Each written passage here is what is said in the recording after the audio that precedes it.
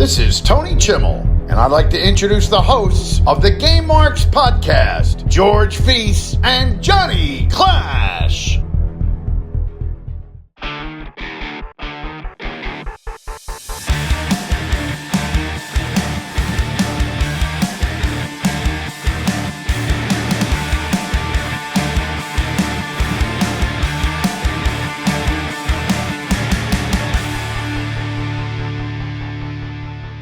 Welcome to the Game Marks podcast, where each and every week we take a deep dive into the good, the bad, and the awesome of wrestling video games. My name is George Feis. And I'm the man they call Johnny Clash. And today is a special Q&A episode with the Game Marks as we roll into 2024. And as always, guys, please subscribe, leave a 5-star review for this podcast on both Apple Podcast and Spotify, and follow along on all forms of social media at Game Marks Pod. And don't forget, you can get access, early and ad-free access to the show, access to show notes, live recordings, that's what we're doing right now with all of the Mega Marks over on Patreon, patreon.com/Game Marks Pod. Johnny Clash. Back-to-back interesting episodes. Hall of Games last week, Q&A to end the year this week. I'm very happy with how we're closing out 2023. I can't wait to do the Hall of Games every year now. Like, my wheels are turning for next year. I think we produced that very well. I listened back. I'm like, this is awesome. This is a great episode. So we kind of got the testing part of it out of the way when we were doing the YouTube series, because we ran that very similar to how we used to do the live pay-per-views. We had the screen, we ran the video content during. Yeah, I think we kind of nailed it. Like, I'm very proud of how we did that. Like, also got a nice pop from the Major Pod crowd when I sent them the in memoriam reel that we posted with the Major Pod Network. So good. That was pretty funny. So good. Also, what I like about not being live as opposed to us being back over here on the Riverside.fm is my microphone's not going to cut out every time I go to talk, because I'm not on a noise gate through your computer, through YouTube. So that's true. That's also, very, very true. Anyway, we told you guys 2 weeks ago, I have it right here. Mad Cat Beard Oil. Play it forever. I can't wait. There you go. George is holding it up right now. I can't wait for the public to get this. It smells so nice. The orange and clove just work so well together. I actually used the balm for the first time. I've never used that before. The last one I had was like a cream. And then I tried this one, obviously. I've used the oil itself before. Yeah. But the balm was pretty nice. It made everything nice and smooth. I actually think I might like the balm more than the beard oil, because I had a friend who also said that he uses the beard balm as pomade, and that it provides I don't know if it stays for long periods of time, but he's just like, it's nice that he's like, I put it in my hair to style my hair. And are they a greaser? Is your friend Danny Zuko? Yes, I don't think okay. I don't think he uses a ton, but yeah. Well, we're gonna talk to Mad Cat, and hopefully that'll drop soon. We know it was gonna come out by the new year, so hopefully by the time you're listening to us, it drops. If not, probably next week. So we'll post all over the social media and let you guys know when it's available. Mad Cat also has like tattoo stuff, like aftercare. So they have all of your needs, and use code Game Marks Pod or whatever. We'll verify the actual code when it drops. So I believe it will be Game Marks. All right, no pod. Double check. No pod. But anyway, Gameboree is not technically over, because we got some raffles coming out starting this week on the 3rd, running to the 8th. You have your chance to win a Ric Flair signed boot, PSA certified. It's going to be about $20 a slot. We're going to drop that in the Major Wrestling Figure Podcast Facebook, Patreon page. We're going to drop it in our Patreon page, and I'll post it on social media. So if you're not in either of those, you also have a chance to enter the raffle. I want to raise even more for St. Jude. You know, absolutely, our main accomplishment each and every year. So bigger, better than the year before, and I think that we have. I thought that what we did last year was big.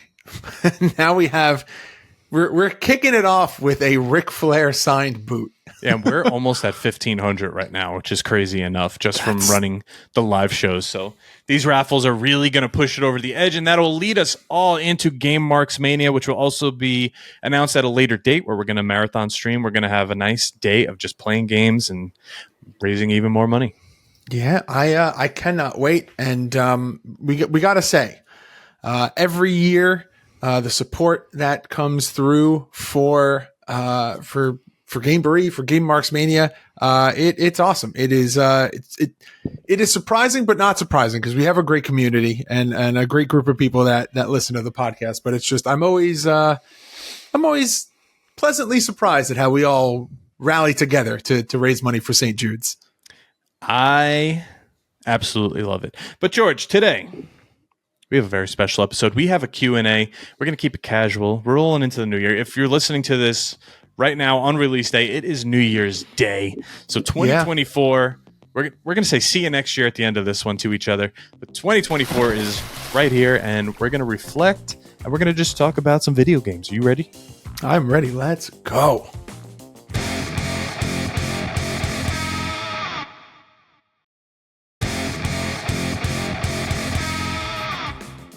All right, baby. Should we start it off with our man Jeremy? Oh, yeah, let's go. All right, he actually has a lot of questions throughout this episode. Now, this one, I think a lot of people are going to have opinions on. Does the video game industry need a reset due to poorly designed, produced, and unfinished games constantly being released? I just thought of that after reading reviews for that RoboCop game on PC. It really does seem like there's a good amount of games that have been released broken, in quotes. I think the age of the day one patch have really just set the standard for what a game can be on release. And yeah, I don't know. It's one of those things where if you release a day one patch and it fixes minor bugs that, weren't game breaking, but just like, hey, we can still go to release and have this be in the game, release a day one patch that's, a gig, couple megabytes, like something but to release a fully non-working game, I don't know how you do it. Oh, so I don't think there could be a complete reset. That's just not possible. There's too many games. There's too many developers, indie developers, the big guns that we've just seen Microsoft acquire everyone in the world. It's just not going to happen. I think we're at the point where you're getting a game on PC, whether it's released on Steam, Xbox, Epic, whatever. That game might also be on Xbox, that console. That game might also be on PS5. That game might also be on Switch. It might be on the Steam Deck. Like, it might be everywhere possible. So to find the bug in literally everything, I think, is just not possible anymore, which sucks. So you're going to release a game, you have to know that it works 100%, but it just doesn't. They're mentioning in the Patreon chat right now, Cyberpunk. That's what I was going to get to next. Cyberpunk might have had one of the worst releases any game has ever had. But look where it's at now. People are still playing it. A new version's out. I think it did take them 3 years, but they did redeem themselves. It's come a long way for sure.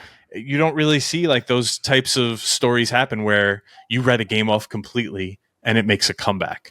I think people are kind of on the outs of Starfield right now, from what I've read. Yeah, that's what I've heard too. Is that there's a lot of so much promise there. Look at AEW Fight Forever. It hasn't even been out a year yet, but do we think it's going to get to the point where it could be something? I don't know. From my experience, I even played it on stream the other day. I don't see like groundbreaking bugs in the game. I never have encountered anything that breaks the game. I don't think bugs are the problem with Fight Forever. Well, there are people that claim to see bugs and they do whatever. They post the videos and all that. But like, I haven't experienced that at all. It's not 2K20 bad. No. And even that to an extent got fixed, but not enough.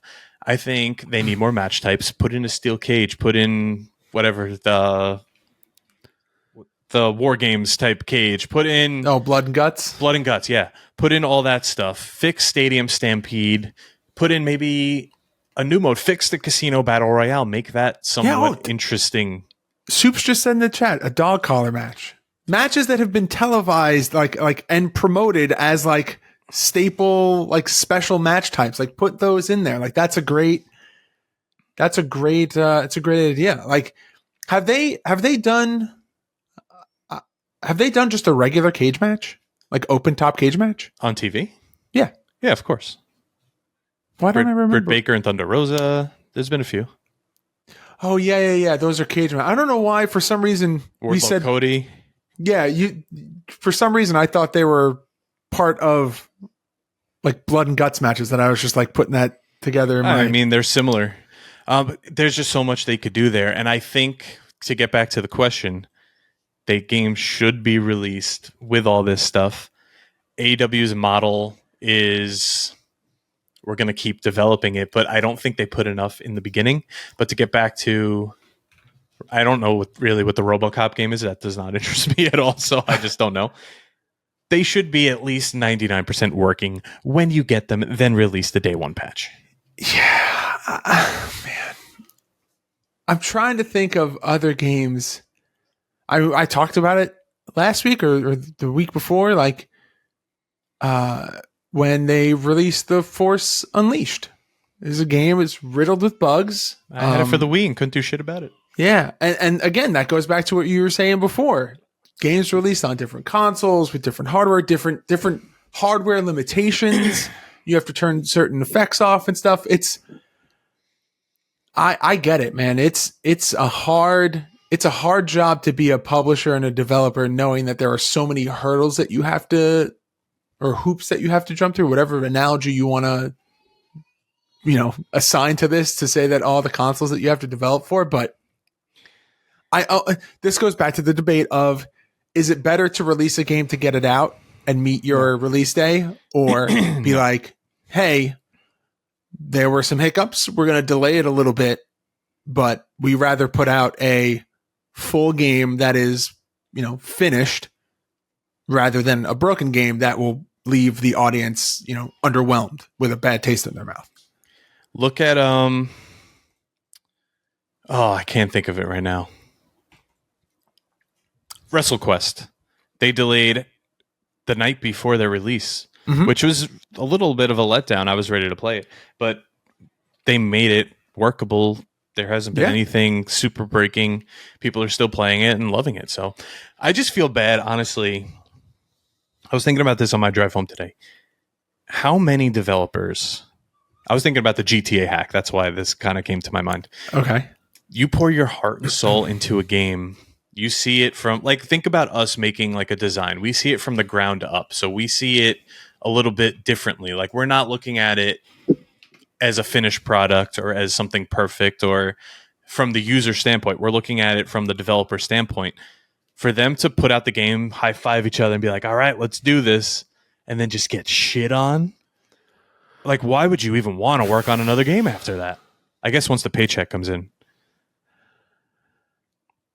Man, is that another thing? Did video games become too much of like a big conglomerate that they're getting paid so much that they're just cranking them out and not putting the finer details in there? I saw a post the other day that video games makes more money than movies and TV and music combined every year. I mean, we have come a long way from the video game crash when we were kids, where like the market just tanked. I mean, it is a juggernaut of an industry. And I think there just needs to be better quality control across the board. Yeah. From and not just for games, for consoles as well. Like think of how many times consoles have released with issues. I mean, think of how many consoles or how many Xboxes got that red ring. Yeah. Like I had and I had friends who had it for way longer than some of the other reports that were like going around. Where, they would have theirs. Because it was like within like the first year. I can't remember specifically, but it was that. A lot of problems with Xbox. The first generation Xboxes would just like light on fire. They would just ignite. So that's always good. Yeah. And I mean, then there's like unforeseen, like how could you possibly know that this would happen? Like things with the No Mercy cartridge and the battery error. Like, yeah. You like you that. would. There's no way for testing for something like that unless you're gonna, test every console battery or every cartridge battery. That's just like a weird, unforeseen, like freak accident. Yeah, and I saw a post the other day saying you shouldn't announce a game more than 2 years ahead of the release date, and I think that's just the way it should be. Don't look at there's a lot of games coming out that Blade, someone mentioned our chat, 2027. Like what?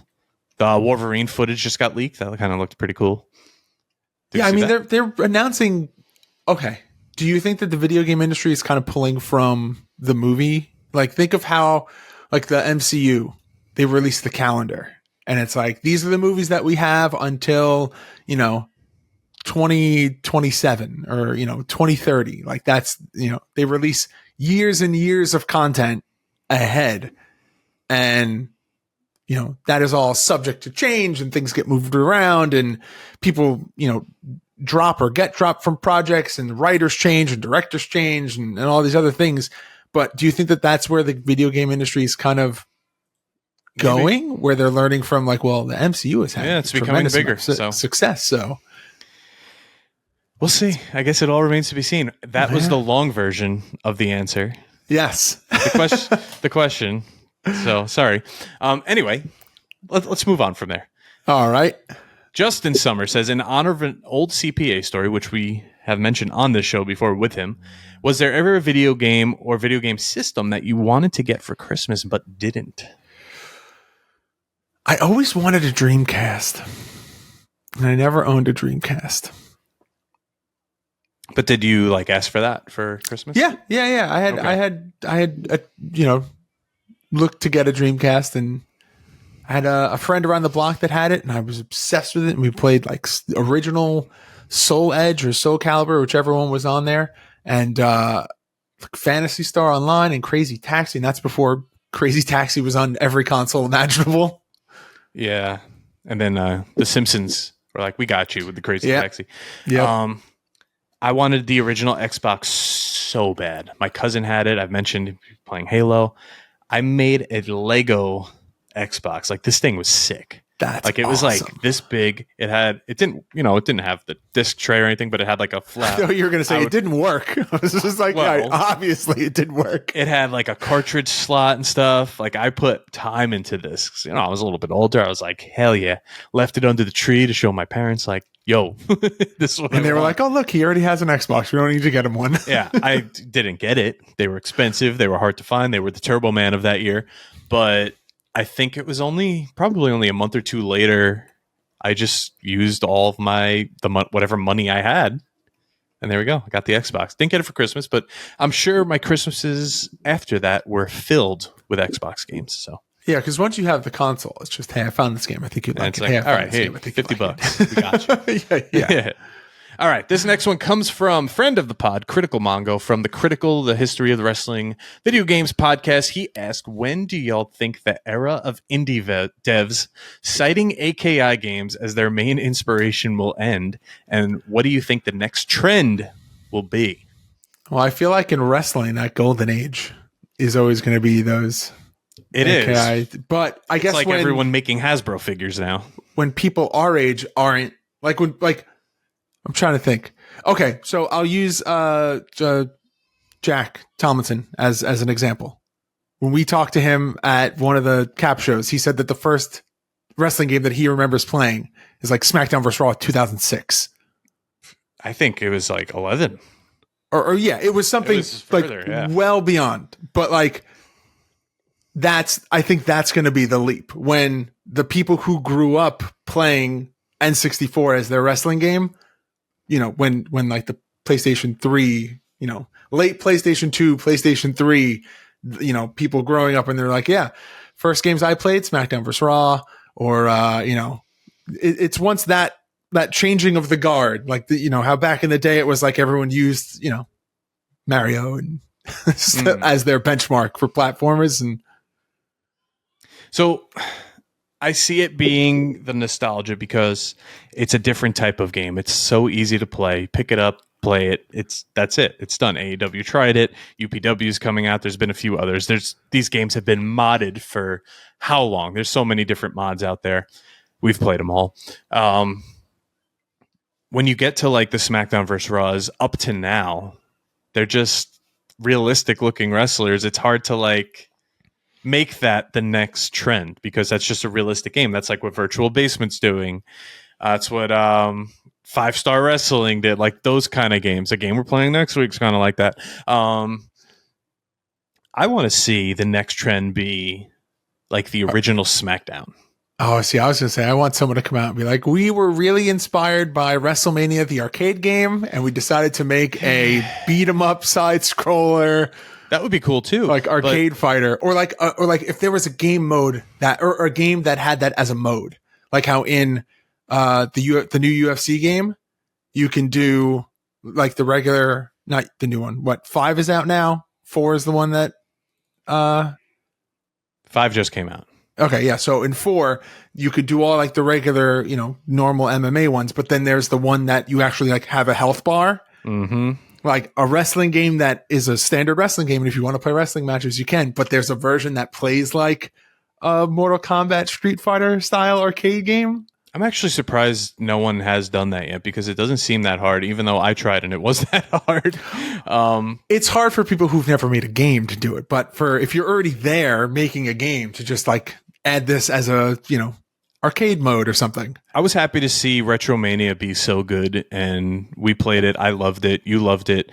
It just needed that next part of the story mode, and same as like Fight Forever it just needed more. And yeah, it's been a couple of years, and we haven't seen anything, so I don't really know what the deal is there.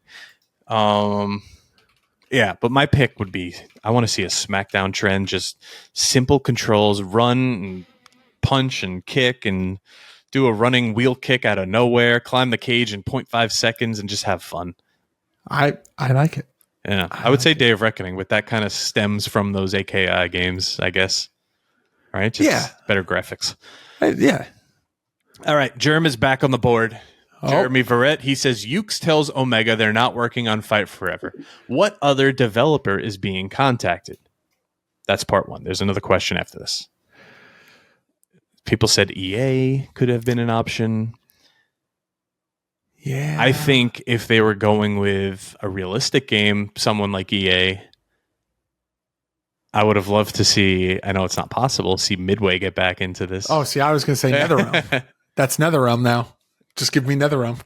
Give me a full-on Mortal Kombat style. Like that is a good mesh of like, hey, you've got this game. Let's make it a little bit more arcadey. Let's like add an Midway. Ultimate X. I like it. I think I like that choice. I think I'm going with NetherRealm. Yeah, I think that would be pretty cool. Could the movie Maximum Overdrive be turned into a game? Now, I had to Google this. I wasn't familiar. It's a Stephen King movie based on one of his short stories, Trucks. And the premise is, which stars Emilio Estevez, by the way, says after a comet causes a radiation storm on Earth, machines come to life and turn against their makers. Holed up in a North Carolina truck stop, a group of survivors must fend for themselves against a mass of homicidal trucks. Huh. That sounds like a great game. Make it play like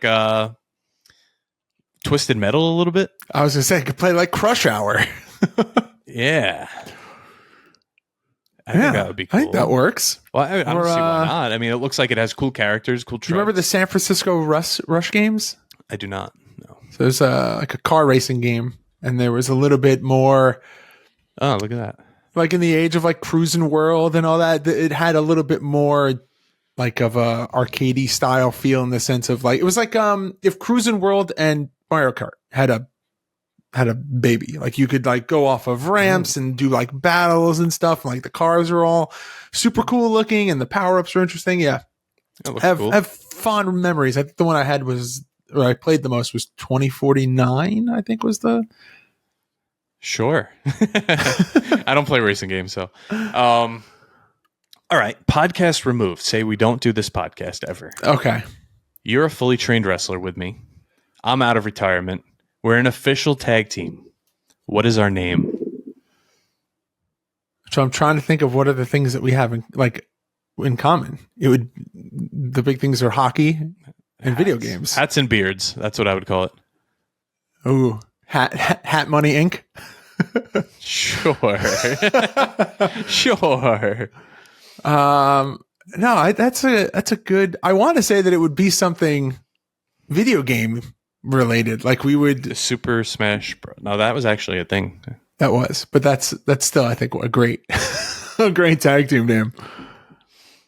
Something like that. But let's take a quick little break, and we're going to come back here and answer the last few questions. All right.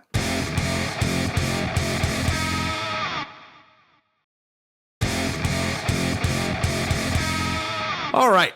So our next question comes from Romero von Frankenstein. And their question is, when you guys started the podcast, did you make a list of every known wrestling game, or have you just winged it more or less? And yeah, so what happened was when John and I officially decided that we were going to do this, the first thing that we did was make a logo.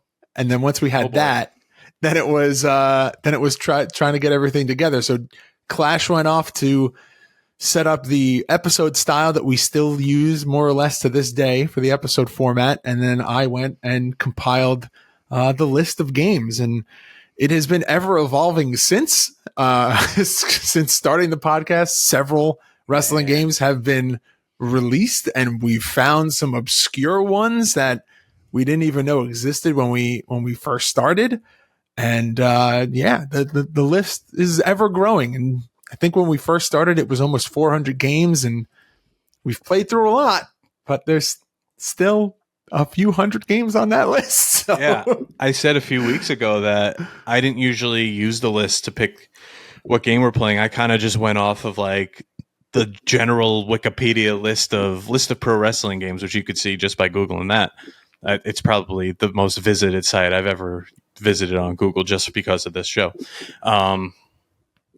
I would just kind of go off that and pick one, but then I was like, okay, I'm kind of running out of some names here. I don't really know what to do. So then I went to George's list, which we haven't really touched in a while, and I started just knocking stuff off. I'm like, oh my God, we played a lot of these, but there's a million more that we still have left to do. That is the list that makes me the most afraid of Fire Pro. Like when I look at that list, I go, we've played a lot of the Fire Pro games, but if you go by that list, we've barely like scratched the surface. Yeah, there's a lot of games and a lot of Fire Pro games. And Soups just pointed out in our chat here that Casual Wrestling just came out on Steam, and I think other platforms as well. But yeah, it does look fun. It's like a 3D-esque ragdoll type wrestling game, which I think is really, really cool looking. I watched some of this get developed. I was keeping up with this for a little bit. I have not in a while. It looks like we will be playing it after December 22nd, 2024, because we have to wait a year to get the nostalgia goggles. I mean, going. we could play it, but we just can't review it. Yeah. Like we could play it now. Yeah, maybe we will. I think it also plays like the AKI game, so we could report back. Okay, Sporky wants to know, you're launching the GMP cruise. From where to where, and what are the activities during the cruise? So it launches from where's a good? Have you ever been on a cruise? Never. Me either. I don't have a lot of reference points for cruises, but like they're usually like Miami to the Caribbean or something, right? Whatever. Yeah, there's also one that goes from like California to Alaska, which I heard is really cool. My sister did that one. I think that's cool because you kind of get the best of both. And like you get a lot of cool, I would imagine, cool scenery, you know, as you go into like with the chance of like seeing the Aurora Borealis and stuff. Or the narwhal, yeah. Yeah. So that's what I would say. I'm California to Alaska. Cold though. But I'm into that. I think we need that's why we have an indoor, fully stocked arcade on the cruise. Oh, absolutely. Like a barcade. Yeah. Oh yeah. That would be sick. Like just a whole room, just arcade machines lining it. We need a live podcast from us, from Swoggle. You and Swoggle, me and you. We need.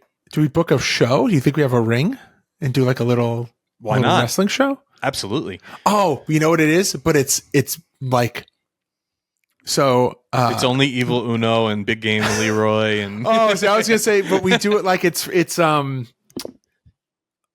like Max Smashmaster's Rad Pro Wrestling. Oh, that would be cool too. But it's like that concept, but everyone plays as like a video game character. That would be cool. We need like Slip and Slide with Swoggle. Yeah. We need No Mercy tournament. Live food reviews from Joe Shoes and Swoggle. Yes. Like live taste test. Yes. See, I'm a big stand-up guy. I would need some comedy on there. Get like Sal Vulcano or something. Yeah, and I was just going to say, Swoggle does stand up. Yeah. He's good friends with Brad Williams. Yeah, we'll Brad get Williams the whole gang. Maybe we'll make this happen. No one will come, but we'll make it happen. And obviously, live music. We need a band. We need a band. We need either 3 Days Grace or... Oh, no. It's me Zebrahead. on stage with my electric drum set, just playing along to wrestling theme songs. And then you come in and play guitar on the ones that you know. So like one song. I could Triple play... H. Triple Drop H D, open chord, good. Oh, my God. Zebrahead needs to be... Everything's falling apart. Oh, Breaking Benjamin, yeah. Something like that. Even That's what it is. We just booked the entire Here Comes the Pain soundtrack. Perfect. Oh, man. That would be so cool. But all right. Spork also asked, what game are you most looking forward to? And you can't say GTA 6. GTA 7. We're not going to be alive for that one. No, I know. So it was teased that they are doing a Metal Gear Solid 3 Snake Eater remake. And I'm very much looking forward to that. That is my favorite Metal Gear Solid game. So I'm very much looking forward to that. I'm saying The Last of Us 2 on the PC. Because I could actually play it. And you did hear that they have started writing The Last of Us 3 video game. Yeah, after they canceled multiplayer. So I'm also looking forward to that. I didn't really care too much about multiplayer. Now, they tried to do the same thing with Metal Gear Solid 4. They did MGO. It was just like, I don't know. If you have a really strong single player, I feel like you don't, like if your series is based on a really strong, interesting single player, sometimes you don't need to jump over. I would love to give Metal Gear Solid a go. I've never played a single one. Maybe on like a demo back in the day. On like a PlayStation They just magazine. released all of them on Steam. Yeah, I think I'm going to look into that. You might have to look into that. I don't know. I know initially there were some bad reports about how they ported them over, but I think I read that they fixed it. I could emulate. Yeah. Soups brings up a good point. How have we not said Spider-Man 2? That was coming next, actually. Yeah, that's along on the with list The Last for of Us. sure. But that's not going to be for another like 2-3 years. It's just the console is so expensive. Yeah, no, we got to wait for it to be on PC. Got to be on PC. But at the same time, like I'm kind of excited because it wasn't spoiled for me. I only watched the first like couple hours of Courage JD playing through it. I know it's going to be cool. I watched the whole thing and I don't care. I'm still like, I watched the whole thing and the only thing that it did was make me more excited to play it because I see the things that you can do and I'm just like, I knew going into the first 10 hours. Yeah. And I knew going into it, like, I'm going to watch this, but I'm already so excited to play it because I know it's not like I don't know what I'm getting into. Like I know the quality of game that it is. So I was just like, I can watch this just so I can like kind of scratch that itch of knowing what the storyline is. That way I can breeze through it when I play it and really focus on like just, going through the world and enjoying it. Another game I'm kind of excited for that I don't think you have any interest in it is the college football game returning. NCAA is coming back. I just hope they don't get too close to Madden and they keep it the way it used to be, the transfer portal. I did start a face of the franchise in Madden 23. It's going to get very repetitive. So, it is. It already is. They're going to call you a rookie 6 years in. Yeah, I'm halfway through. I think about halfway through, and they're just like, they don't care about those modes. So enjoy it. The only one of EA, not even EA, the only sports game that cares about their story modes is NBA. I think. Yeah, I was just say even I stopped playing the NHL career because it's just a regular season with cutscenes that are obnoxious. I just don't like that you have to sit that you have to take your shifts. Like, just I love that because you could just cruise through them. If not, just do a franchise. Make it that I'm on. So then just do a franchise mode and create your player. Okay, well, this is why I need to talk to you about it. You're the NHL expert. I don't know what I'm doing. I just go in there and I'm like, all right, I'm going to play the hockey game because I like the hockey game. Oh boy. But all right, let's get to the last two questions here from Soups, who's in the chat right now. He says, do you feel like Fight Forever Season Pass has been a successful endeavor, or do you think they would have less hassle making it a yearly, every other year release? So I know the original plan that they had discussed was having Fight Forever be that kind of evergreen base. If they could cyberpunk it and make it work, sure. I think that the game has definitely been going through growing pains, but I don't think it's beyond saving. I just think that it needs a major content release. Like, I think they need to not release anything for a little bit and then do one big free content release. Free. That's the keyword, free. You shouldn't have to pay for your current wrestlers on the roster. You know, like maybe when, I don't know, what Dolph Ziggler debuts in 2 months. I'm just saying this. I don't know anything. I promise. You have to buy him right away. Maybe. But I think like the Acclaimed, like people who've been there from the beginning should just be added to the roster. Or you do both. Take something from Fortnite. Hey, we're releasing this skin. Do you know what you got to do? But you do it within the Fight Forever model. Hey, we're releasing this skin or this wrestler. Play X amount of matches of Stadium Stampede. You know, you place in the top 5 of Stadium Stampede 3 times or 5 times, and you unlock Max Caster.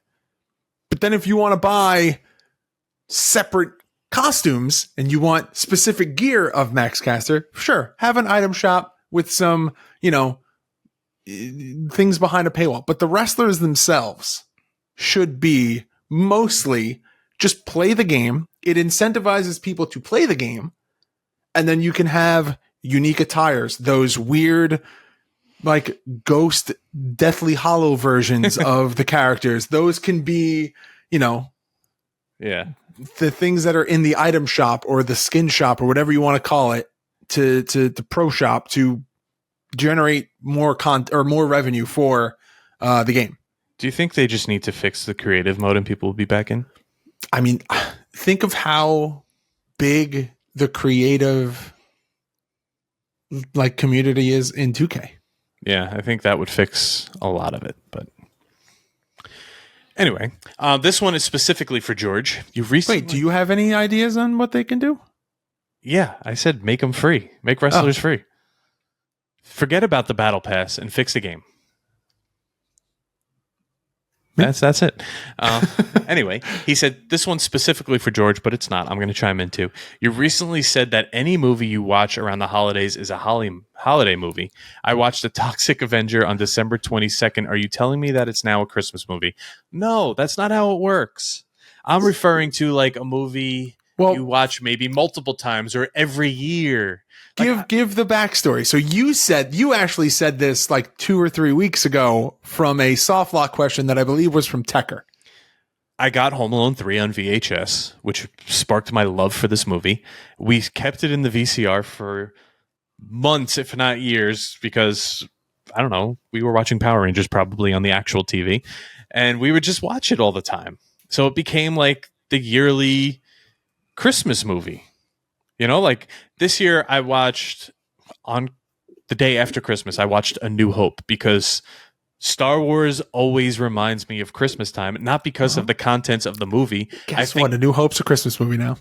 I think back to like getting the trilogy box set. I think back to getting the toys, the Kenner re-releases. Yeah. Like I think back to all that. Getting the Force Unleashed, like you mentioned. Like there was always something Star Wars since I'm in 3rd grade when I started liking it around Christmas time. So to me, watching A New Hope is like, it's Christmas. And now you have to watch the Star Wars Holiday Christmas Special. He says, isn't Home Alone 3 an actual Christmas movie, though? It takes place in the winter. You don't ever actually see anything Christmas. There's just snow. Yeah, I think the argument that Clash had made on the other episode, which is what is sparking the question here, is exactly what he said. Things that you watch around Christmas make you think of Christmas. They're not necessarily Christmas movies, but they are things that you associate with Christmas. Mr. Deeds, I consider not a holiday movie, but I remember getting the DVD and me and my sister just watched did until like the disc probably stopped working. So to me, that reminds me of like being around this time. And then I think we also talked about Harry Potter. Harry Potter. I think, well, I mean, you go on HBO Max or Max, whatever it's called now, and it's the first movie on the Christmas list. So that's not just me saying that. Yeah. But that's what sparked it. The is people that putting it out are saying it's a Christmas movie. well, because there are scenes that depict a winter holiday. Yeah. But yeah, it wasn't something that any movie that you watch around Christmas is a Christmas movie. It was that things that you watch that make you think of Christmas, I guess, or that you associate with Christmas because it's when you got certain movies or when you watch certain movies with family. I mean, there's the age-old debate of whether or not Die Hard is a Christmas movie. Yeah, well, if you watch it, Bruce Willis himself said that it is not a Christmas movie. Go for it. I don't know. Whatever. But that concludes kind of the Q&As of this just shoot the shit episode. We're having some fun and rolling into the new year.